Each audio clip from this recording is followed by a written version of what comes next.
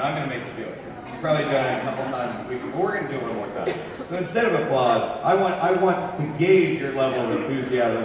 At the count of 3, I want it good, so say we all right? So 1, 2, 3, Dragon Con, go!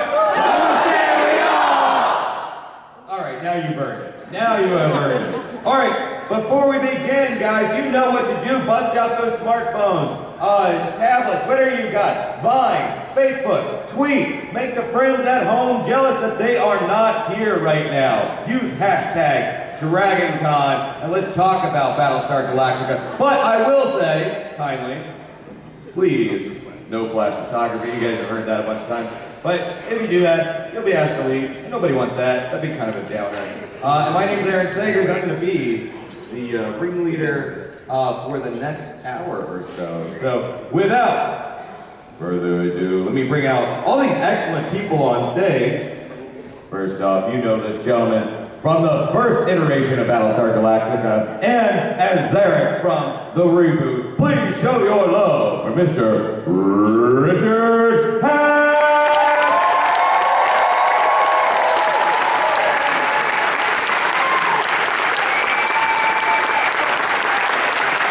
And keep it coming, make some noise! You know this guy as the King, Aaron Douglas!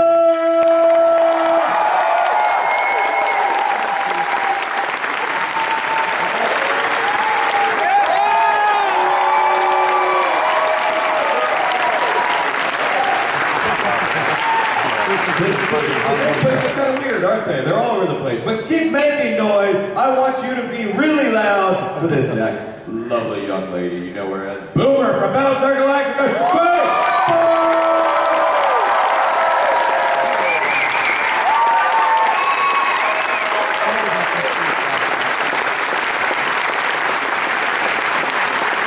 Keep it going, keep it going. Of course, number 6, Trisha Hopper.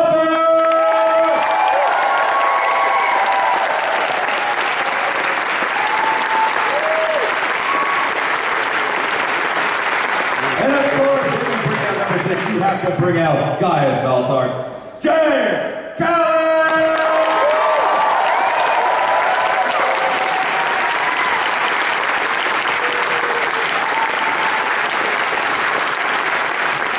Make some noise for the younger Adama, Lee Apollo Adama, Jamie Bammer!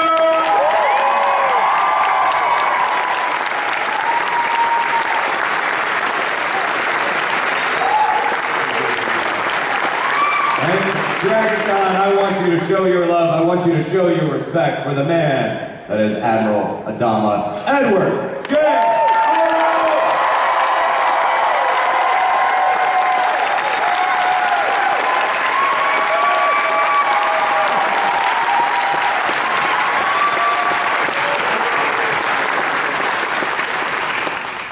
All right. Well, the microphones are out there somewhere. You guys have questions. I want you to hop over there. I want you to get your questions ready. But I'm going to start with one right now, and I'm going to direct it to Eddie. I mean, at the top of the call sheet, when you are the first guy on the call sheet, that's kind of a lot of responsibility, and you are literally, you are the captain of the team of actors, and you are a captain of the ship, and then admiral of the ship. So let me ask, like, how did you set the tone as the guy in charge on the show? Like, how did you kind of establish how this vibe, how this context, environment would be on Battlestar Galactica?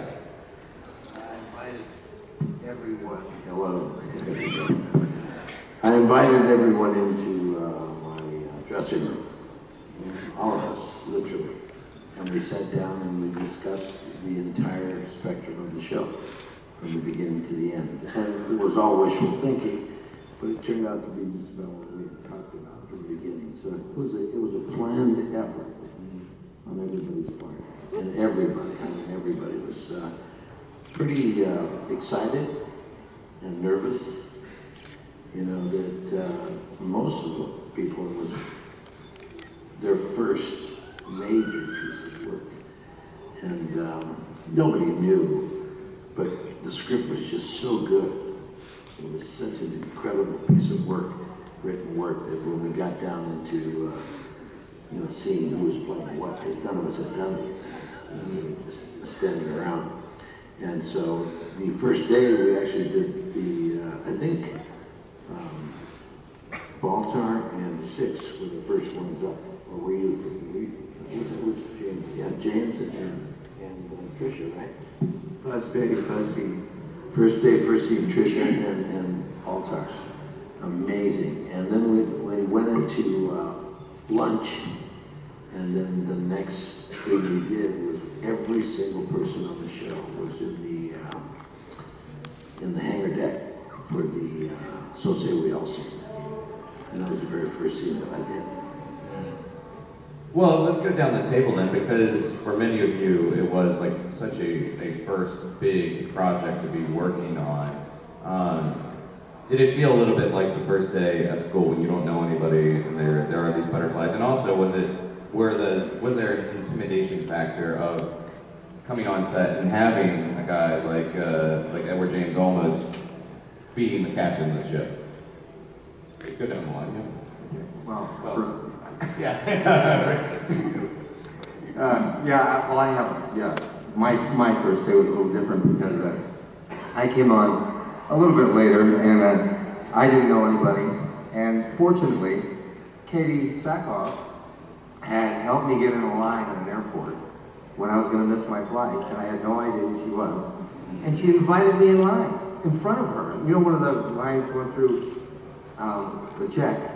And so when I finally arrived at the, up in Battlestar in Vancouver, she introduced me to everybody, but I was really amazingly nervous because I had written a few little articles about how they bring back classic shows and screw them up. And all these really bad English actors, And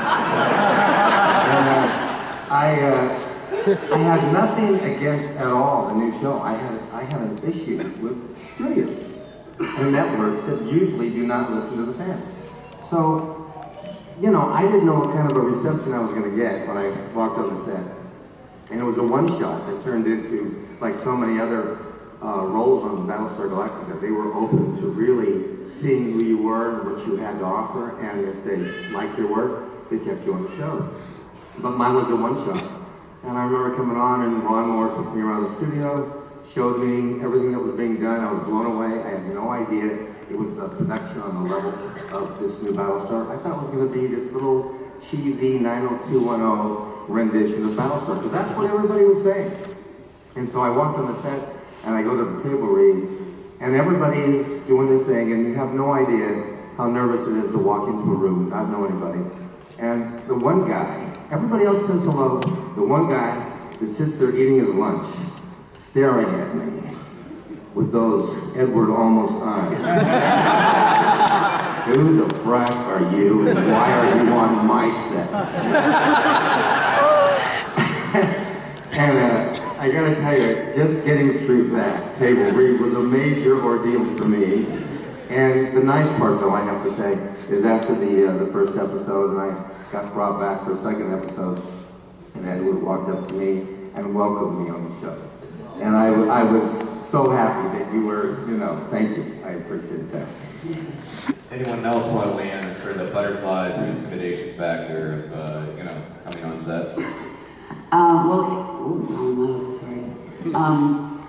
Yeah, I mean, it was basically one of my first roles ever, but to have Eddie and Mary both be so welcoming, and of course, it was nerve-wracking, but they very quickly put us at ease. And James and I were actually the last cast, and the first to shoot. So basically, it was like, and you get the job, now you're leaving tonight for 4 months. And our first two scenes were you doing the interview and then us having sex. So, you kind of get to know each other. So yeah, the butterflies kind of just went away after that. Hi! Anyone else? Mine too. Well, let's go ahead and take a question from the audience over here. If we have a microphone over there.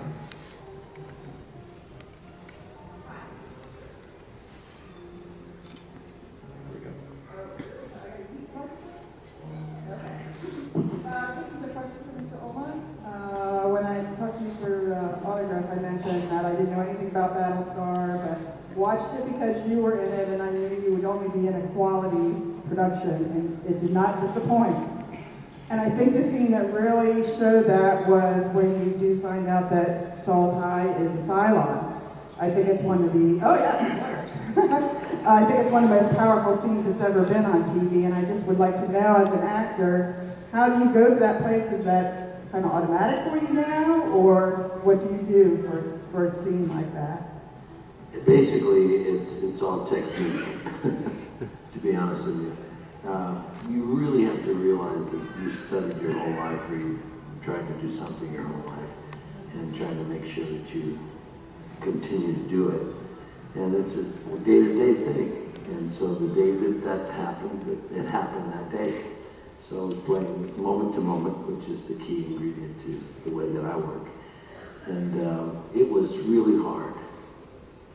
It was a really hard scene. And that scene and the scene with Katie Starbuck, when she tells me that she's responsible for the death of my son, those are really, really intense scenes. But also the scene with Jamie, the very first scene we did, I think it was the very first scene, when he walks in and I haven't seen him for years, and he's my son, and we can't look at each other, and he wants to get away from me. All those scenes were ridiculously difficult, because inside of what you're doing, there's a reality, and that reality is harsh. So it was really tough. That and the death of Starbuck, when I broke the really nice little model there. Yeah. But how many of you were here once, twice, or 3 times in the last 3 days to see us? God almighty, I love you guys. It's amazing. I gotta tell you, I'm so impressed that you guys woke up. Or didn't go to bed. How many were at the party yesterday at we rocked. Yeah, we went to the Colonial Fleet Park, and my God, those things are just unbelievable. And boy, we had a great time. And damn chief over there, and what an incredible guy. And he raised so much money last night with one seat cup thing for the back of his seat. I think he raised $1,700.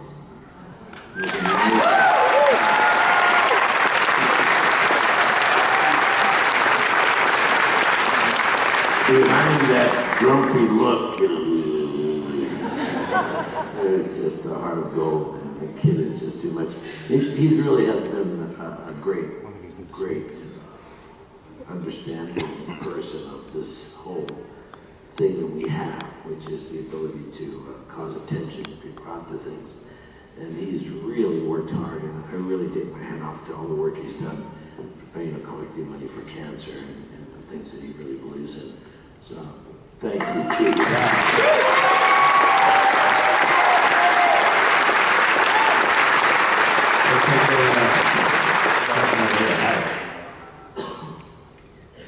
This question is actually for Aaron. One of my favorite scenes is when the 4 of the final 5 are revealed and the way that's done. I was wondering, when did you find out that you were one of the 5, and how did you feel about it?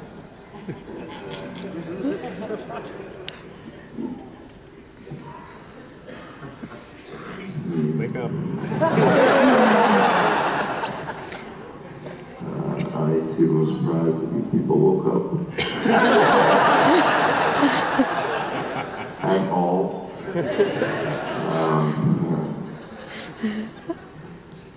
I can't believe we're still doing this. I'm literally shattered. My liver had crawled out of my ass and was punching me in the balls and giving me a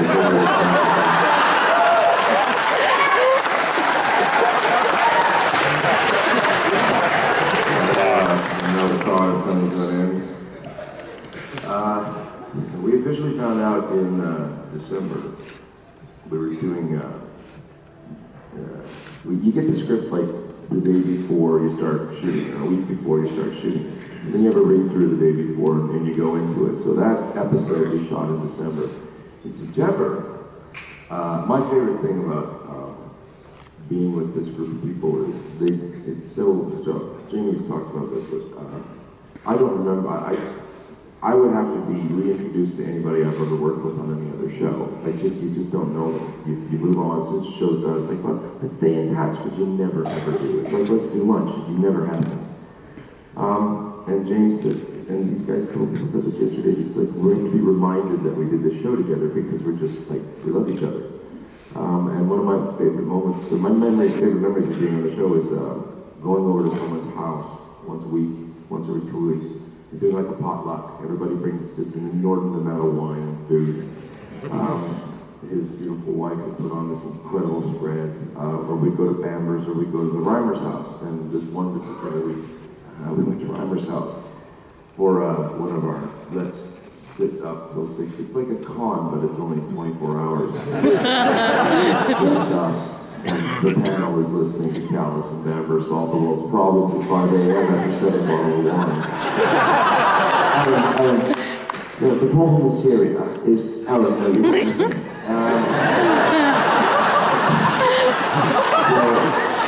We were going over to the Reimer's house, and I got there early because, well, there was booze, and there was all these sheets lying around. And this was in September. We were shooting something like episode 10 or 11. And so I just started looking at the outlines for the next, 10 scripts. It's like episode 12, 13, all the way up to 20. So immediately, I just start looking, bullshit, my line. Okay, so I'm looking for Tyrol, and see what's going on, fixing ships, and nothing's happening. And then there's this music, Tyrol, this music, Ty, Anders, and Tori. What the hell is this? So then I get to the part. Going to the bathroom and just reading everything. I must have been in there for a while. As soon as Aaron, they already, no, I'm good. Flushing, turning the water on. But now I have these pieces of paper that I'm not supposed to have. We're supposed to be in it. And I have to exit, and I know Reimer's right on the other side of the door.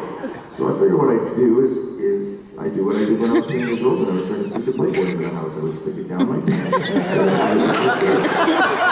What I forgot is just like when I was 10 years old, as soon as the door opened, my dad went, "What's under your shirt?" Reimer went, "What's under your shirt?" Because it sort of billowed out against my shirt. So I pulled it out and I handed it and I said, "This, you're not supposed to see that." I said, "Well, don't leave it lying around." And so he swore me to secrecy. He said, "You can't say anything." So I knew 4 months of not saying anything. I couldn't tell Ike, I couldn't tell Ron Moore, I couldn't tell Anders or Tori or Ty. So I would just walk around the set and walk past like Ron Moore and like, "Hey Ron, so anything coming up for the chief?" "Nope, she's flying, son." And finally we got to the read-through of that episode and they took us all aside and told us one by one that, okay, you are in fact, this is what's happening. So my response was, no. Hogan still goes, and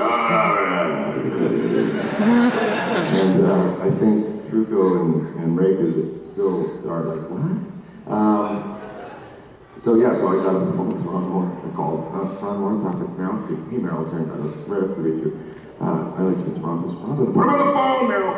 So, but I talked to him for like an hour, and he said, "You trusted us so far, so keep trusting us. It'll be a good thing." So I didn't like it at the first, but I sure as fracking hell like it now. And that's how I found out I was the Cylon.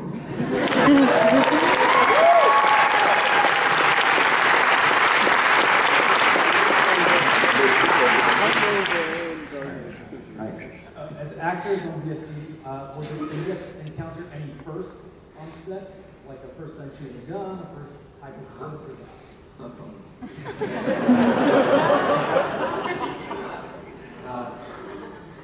Okay. I was dangled upside down, pretending to float gravityless in space. That was the first. I was thrown into the Pacific Ocean in December in swimming trunks and sunglasses. That was a first. An orca whale swam by and refused to eat me. That's not a first. I got to work with 2 Oscar-nominated actors. that was the first. And you know, there were so many things. I was playing American on an American TV show. That was the first and terrifying. And there was, I mean, I got married, had 3 kids. I hope that's the only. There did so many things. I mean, this was a formative show for many of us. You know, not so much for Richard or Eddie, but for us, I think the rest of us. You know, we'd been around, and I was 30. Actually, my first day on set was my 30th birthday, and I was convinced. There was a big bottle of champagne sent to me by David Icke, and I thought, oh, shit. And then he knocked on my door and walked me to set. And I thought, somewhere on this walk, we're not going to actually get to set. He's going to send me home, and there's going to be a car that pulls up, and I'm done. I was convinced I was going to be fired the whole way through the miniseries. I don't know why I said too much. I guess it's an answer to the earlier question of your first day and how terrifying it was. It was terrifying. But you know, the whole thing was a first. And I think I speak for all the younger people here. But, you know, we've done a bit of work before, and you know, it wasn't our first rodeo, but it was the first time I was ever treated like an adult, I suppose, on the set. And we were enabled, empowered, and the energy's kept going ever since. So definitely a first.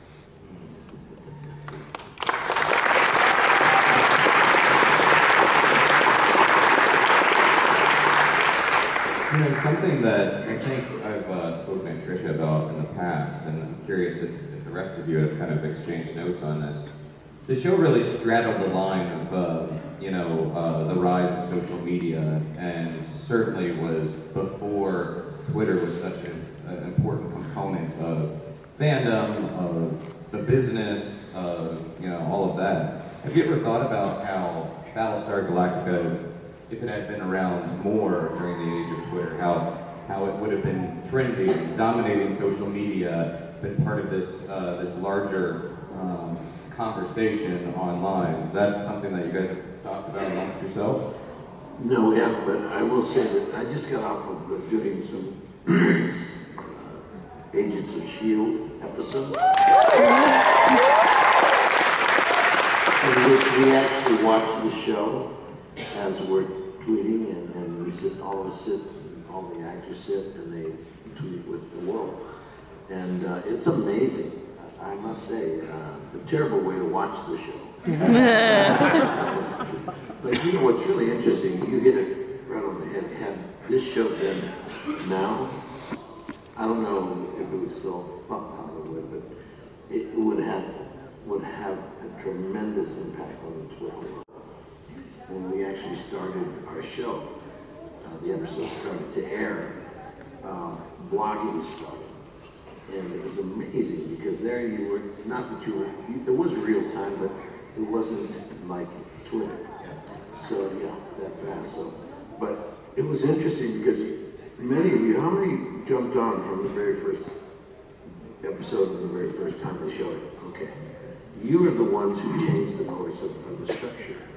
Because, I mean, I've said it before, the show, when it was written, was at this level. It was a tremendously well-written show. Then we got it in production and we elevated it to a point where it became somewhat of a reality. And then the post-production came in with the music and with the editing, and they elevated it to a much, much higher level. Then we put it on the air, and then the blogging started. And the blogging was quite interesting because it came from all over the world. And the writers started to blog. They were all blogging. I wasn't blogging. I don't think any of us were blogging, except for the writers.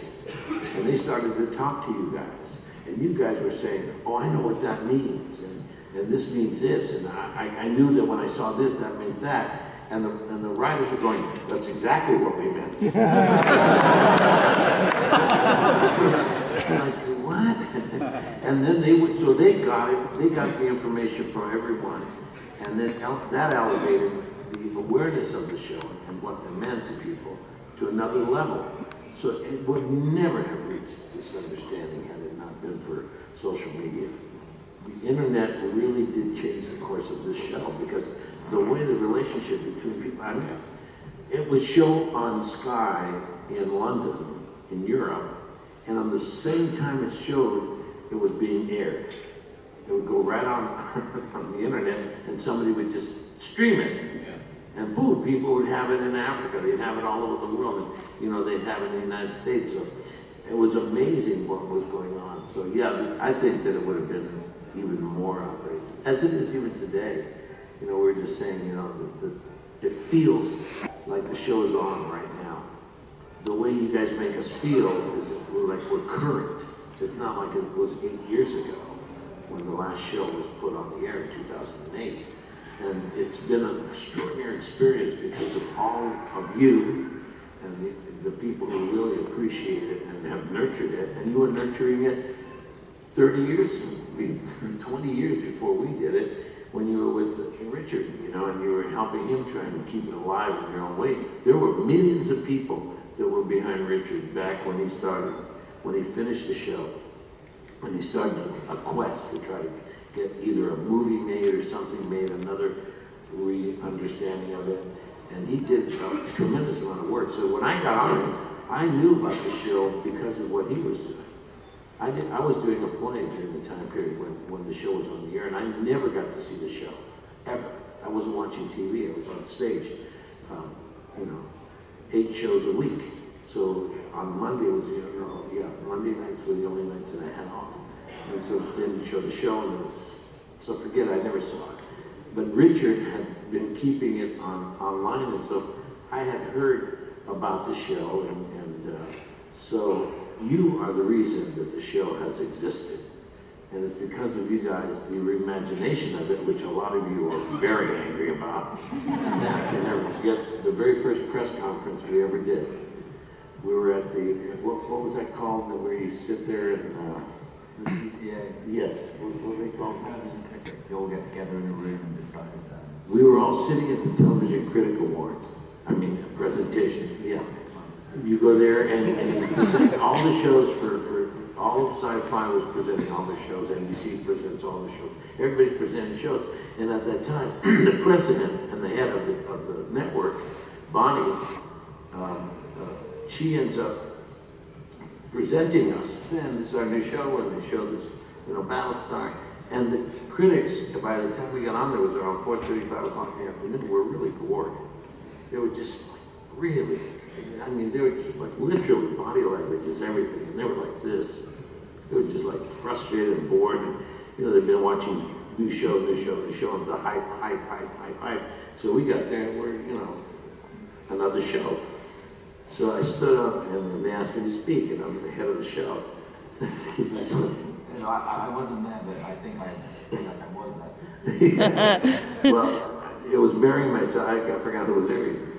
It was me and Mary, and I stood up and I said, ladies and gentlemen, if you really loved the old show, I mean really with a passion and an understanding that this was your show, for God's sakes, don't watch our show.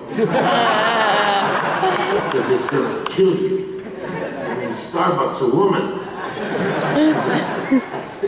And Bonnie, the president, was like,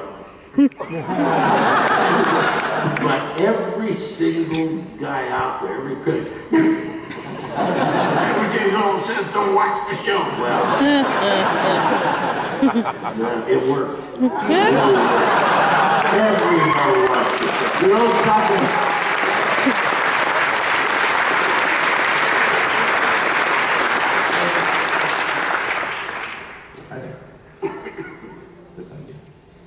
Hi everyone. This is a question mostly for Grace, but anyone else who would, of course, to answer. What was it like working with the really young children on the show and babies who played Kara? We initially we had Boxy as well, but Boxy didn't. Yeah, wasn't. He just kind of mysteriously disappeared. You know, you're gonna hate me for this, but I just naturally don't like children. Or I did.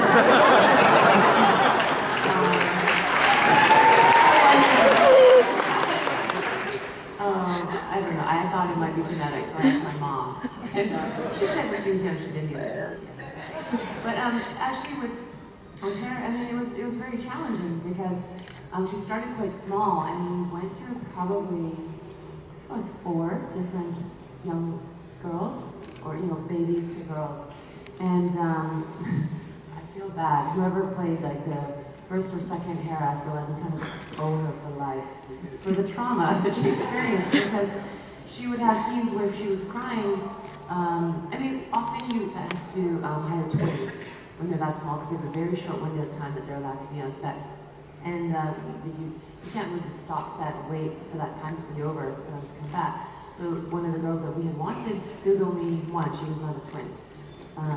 But they chose her anyway, and there would be takes, and I don't remember being in this one, but I think you were there.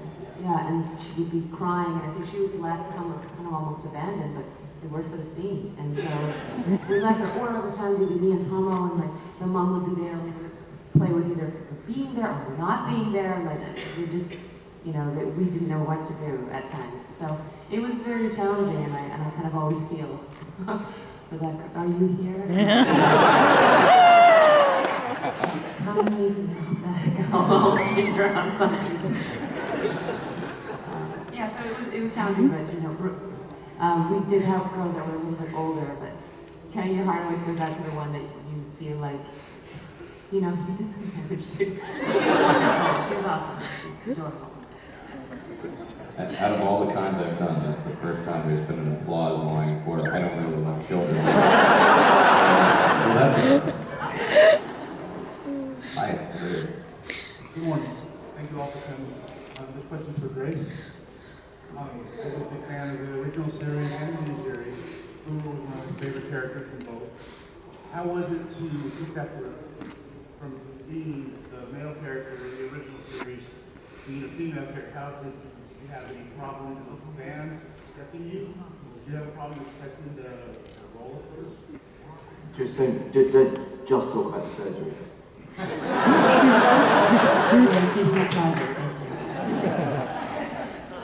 Well, I have to admit, I think I had it a lot easier than Katie. Are you done your question? Is there more? Oh. Okay, because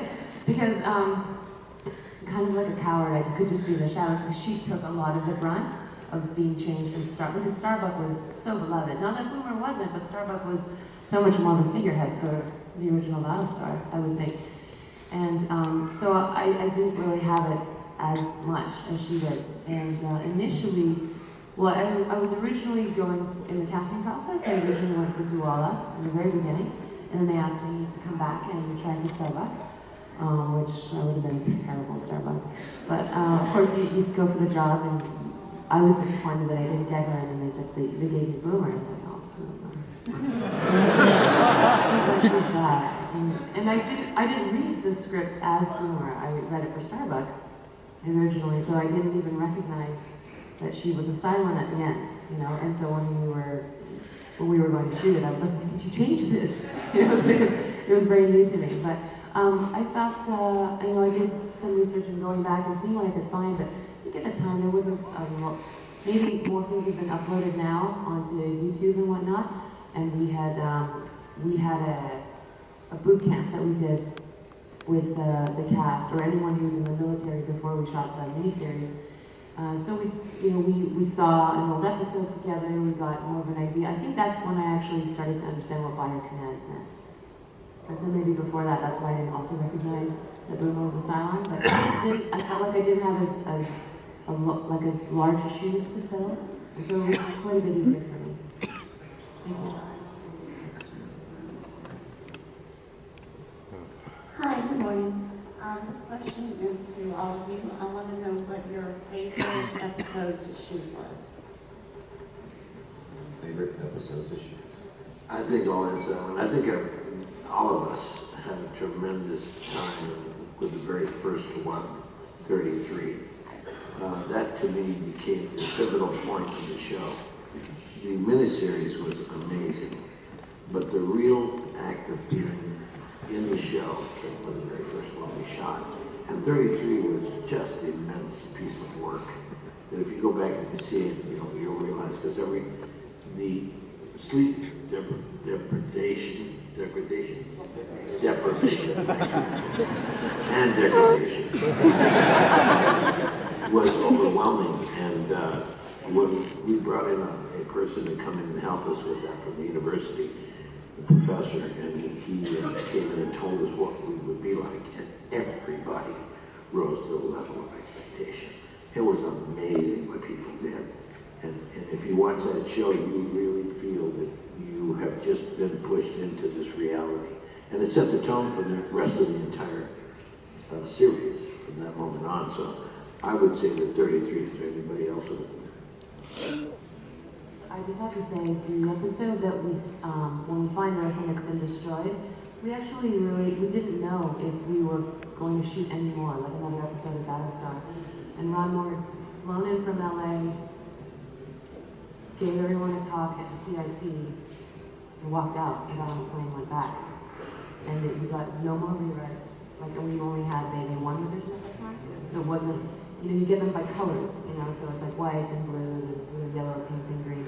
Sometimes you go to like cherry or whatnot, but at this time we just had, I think, one revision, and we didn't have anything else. And we were running the show with our first ADs. Whoever was in Vancouver was in Vancouver. And there was a day where we all went out to Earth, and for some reason, all of us were there. All the cast were there, even though we weren't slated to shoot anything. And we had two directors. It was Michael Weimer and we were both shooting, and they actually had us, because we didn't need to do anything. First of all, we brought some beverages to drink in the morning.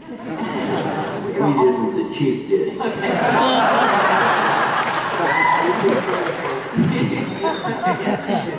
And we all brought stuff to sign. We were all signing each other's, we were like memorabilia essentially.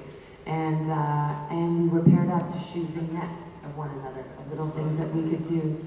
And then they were inserted into the episode. So you get a tiny taste of directing and what it was like to do that. And we just got to spend the day with each other, kind of feeling that this might be the end. And it was a beautiful day to experience that. Yeah, that's really true. We had this end of school day. Was that yeah, it was like you're going to school, but nobody's going to teach you anything. The kids are giving, the teachers giving out candy. If you want to steal your flight suit, that's fine. And we weren't directing, weren't we? We all got to direct a shot in that episode. Everybody was there that day. Got a setup to direct, and I think most of them. You don't remember that? I didn't think Trish and I did that. No, I was there, but I didn't direct it. Well, they didn't let us do that. That's because he directed your scene. I did direct a shot of a wraparound reveal of 6. Yeah, that's right. Which is... But we didn't have any lines. No. There were no lines that day. It still worked. Still like Talky. Sometimes it's listen. Moving pictures.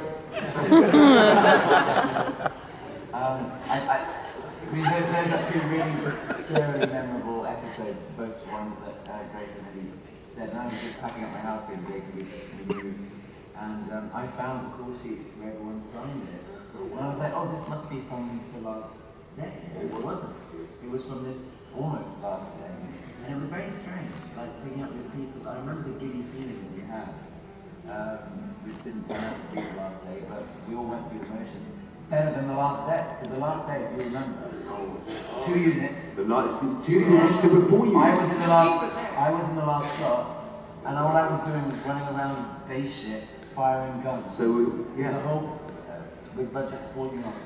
At probably 6 o'clock in the morning. All of you guys have gone home, drank your champagne, taken pictures of each other, done the huggy thing. I wanted to say that I remember the very last episode, and it was like being in Apocalypse Now. It was like Hearts of Darkness, because it wasn't 2 units, it was at least 3. And so we're in Vancouver Film Studios, but on different stages, in different. I like the music. It's coming through the walls. Fucking shout!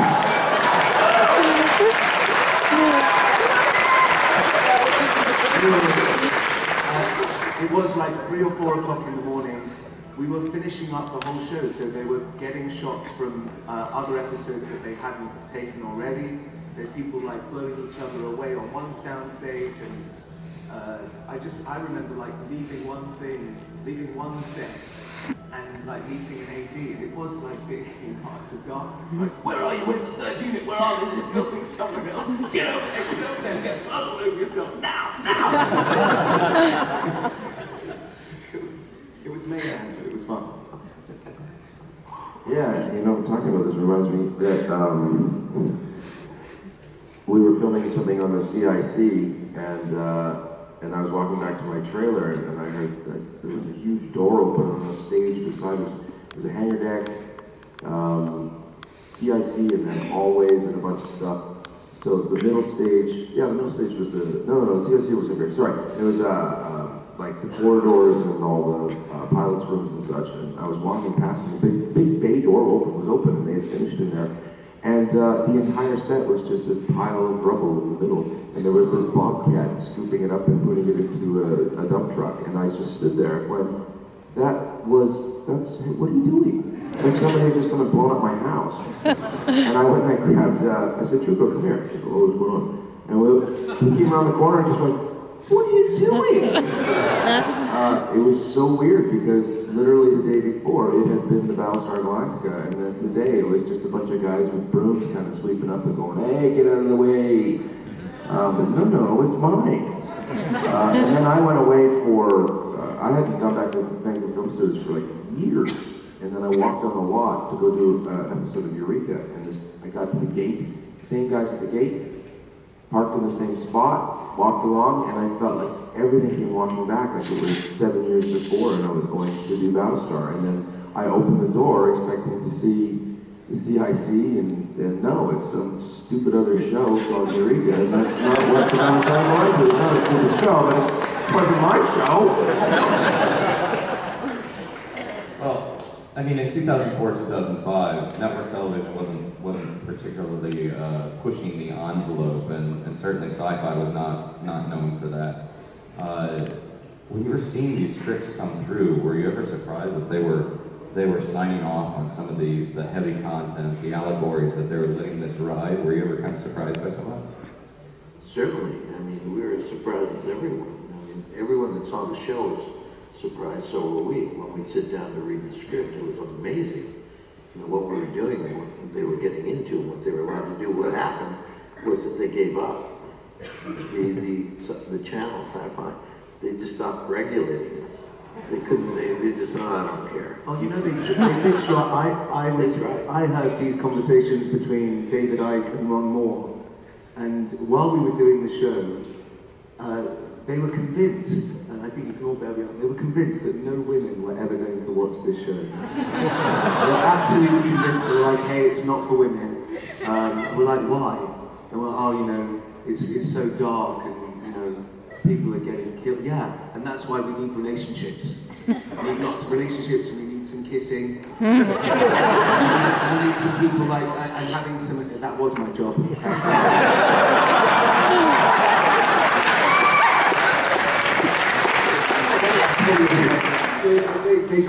They were pushing the envelope for relationships and some kind of a more feminine attitude towards things, because they were convinced that women were not going to be in the demographic.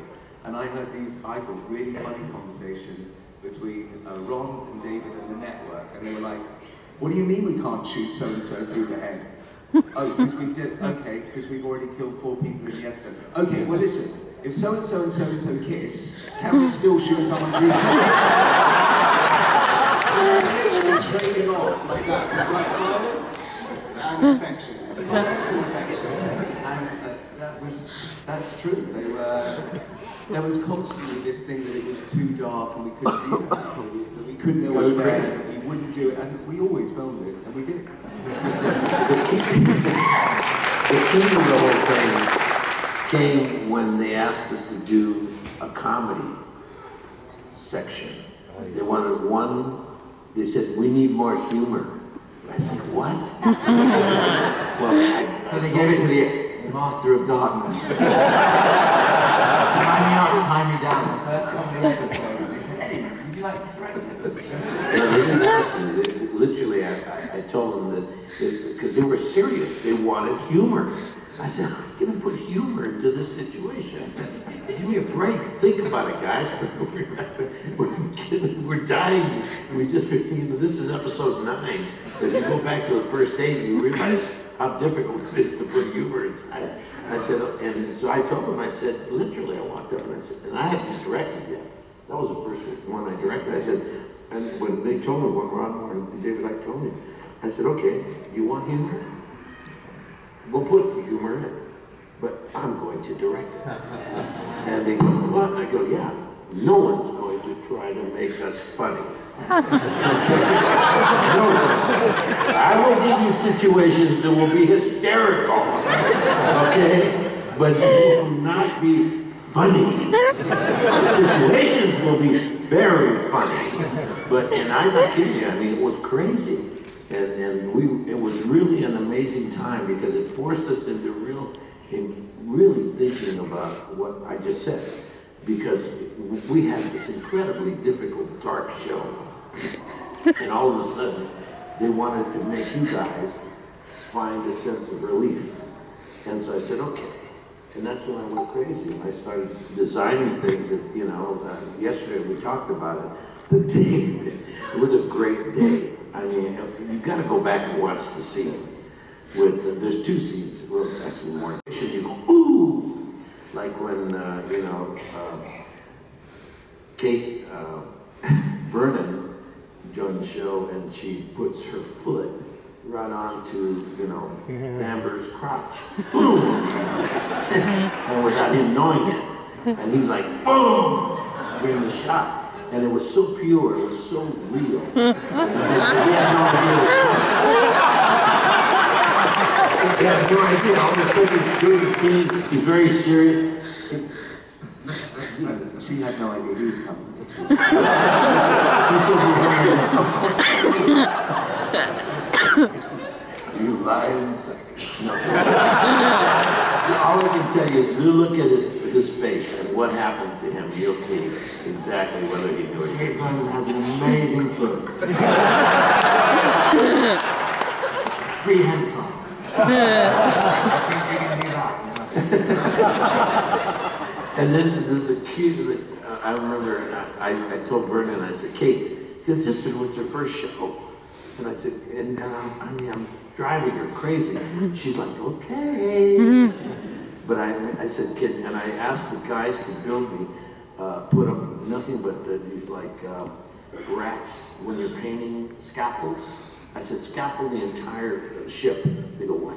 Scaffolding, everywhere I put my camera, I want to see scaffolds. Okay.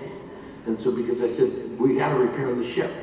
But what I really needed was I needed some way for Kate Vernon to jump up on top of the rake, hold on to the scaffolds, and put the legs around Michael's face. And if you take a look at that one, it's a great scene. Very funny. And it was where we discovered a situation between Six and Baltar, where I have a close-up shot of Baltar's face watching this. He's like sitting there watching this as her legs are around his head, and she looks over at him and goes, hi. And he's like standing, and all of a sudden, Six's face comes right out from his face. Like this, and she turns and she says what she says.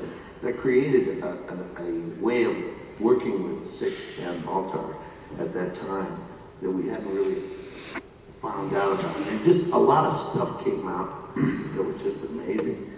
So anyway, they wanted humor. Crazy. All right, we are running down on time here, but I think we have time for another question. Hi, this is for Indian Elephant. Having been now part of what is potentially one of the most culturally significant television shows ever shown, how has it altered your opinion of science fiction, and in what way? Did you guys all hear that? Did you repeat that? I didn't hear that. That having been part of a show that's so culturally significant, how has it altered your opinions of science fiction, if at all?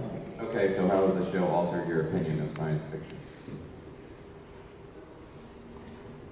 I became a fan of science fiction through the show. I wasn't really into Star Wars particularly, or Star Trek. I didn't mind watching them, but I wasn't like crazy about them. This show got me fascinated actually by the ideas that so much science fiction really could become science fact, or is already becoming science fact. And the whole nature of looking into artificial intelligence and what that might do and where that might go. But yeah, for me it really did open up a seed inside my head whereby I read lots more books, and after speaking to Ron and David and Michael Reimer and the writers, for me it was like an enormous inspiration, and now something that I actively, like for example, I'm not sure how many people here saw Ex Machina, the movie.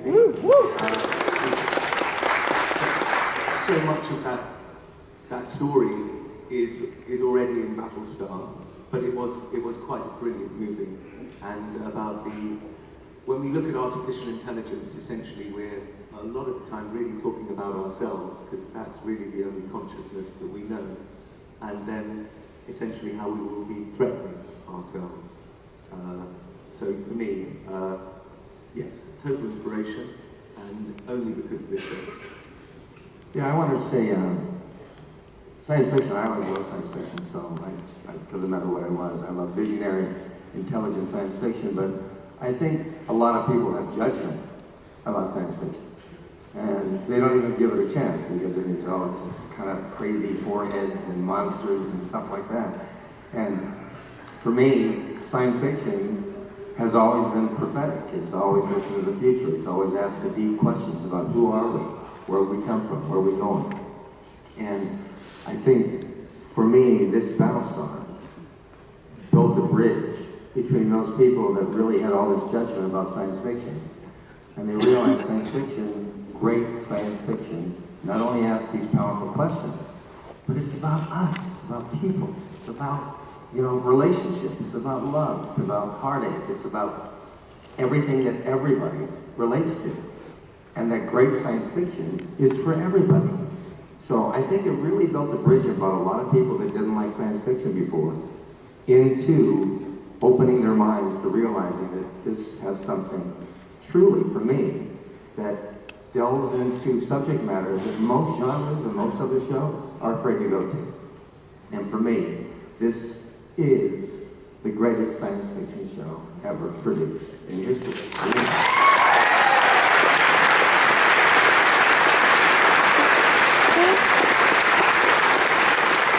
Well, on that very insightful and poignant note, unfortunately, DragonCon, we are out of time, but please show your appreciation for this awesome cast.